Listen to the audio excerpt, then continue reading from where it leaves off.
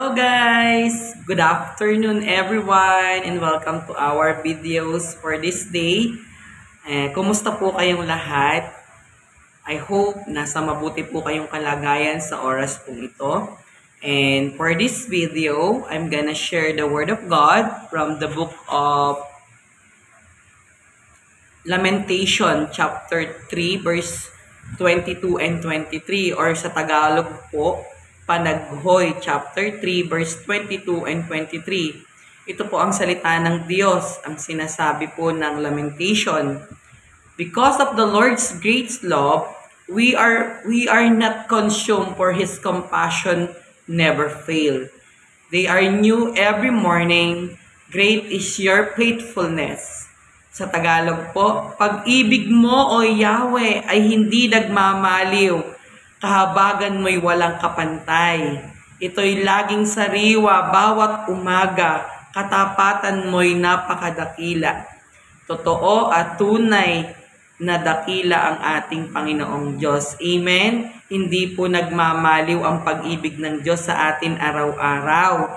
Ang kahabagan niya po ay walang kapantay. Sa kabila po ng mga pagkukulang natin, sa kabila po ng ating mga nagagawang pagkakamali at pagkakasala, nananatili pong tapat ang ating Diyos sa atin. Sabi nga po, ang pag-ibig niya ay hindi nagmamaliw.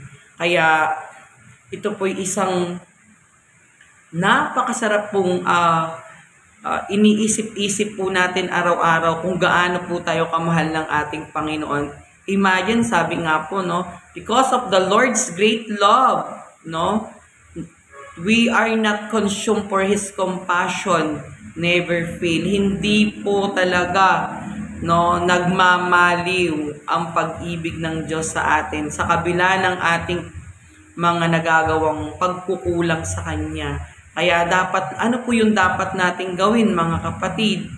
Syempre, alalahanin natin ating Panginoong Diyos araw-araw, magbigay tayo ng panahon sa Kanya upang siya'y pasalamatan natin at bigyan din ng panahon na alalahanin siya sa pamamagitan ng ating pagpapasalamat, ng pagpupuri natin, at hilalong higit yung pagbabasa natin ng Biblia araw-araw. Napaka-importante po niyan upang maipadama po din natin sa ating Diyos yung pag-ibig. Isa po yan sa utos ng ating Diyos na kung talagang mahal mo ang Panginoon mong Diyos, uunahin mong basahin ang kanyang mga salita at pangalawa, ikaw ay mananalangin sa Kanya. No? Kaya nga sabi nga po, tignan niyo po dapat ito po araw-araw ang nilalagay mo sa iyong sarili. Laging sariwa bawat umaga ang katapatan at kadakilaan ng Diyos. Ganon din dapat tayo. Laging sariwa ang ating pakikipagrelasyon sa Diyos. Laging fresh, kumbaga. Sa umaga palang pagkagising natin, ay siya'y pinasasalamatan na natin at ipinaparamdam na natin na talagang mahal na mahal natin ng ating Diyos. Minsan naman kasi, pagkagising mo pa lang sa umaga, kung ano-ano na ang ginagawa mo, inuuna mo pa yung mga wala namang kwentang bagay. Sa halip na magpasalamat ka at kausapin mo ang Diyos, inuuna mo yung mga bagay na hindi naman masyadong mahalaga.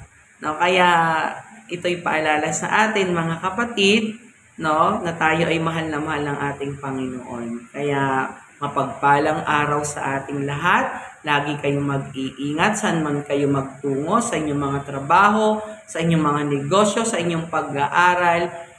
Mag-ingat lagi at lagi nating alalahanin na tayo ay mahal ng ating Panginoong Diyos. Maraming salamat po. Nawa po inyong nagustuhan ng aking video. Paki-share na rin lang po at tapusin po natin itong panoorin.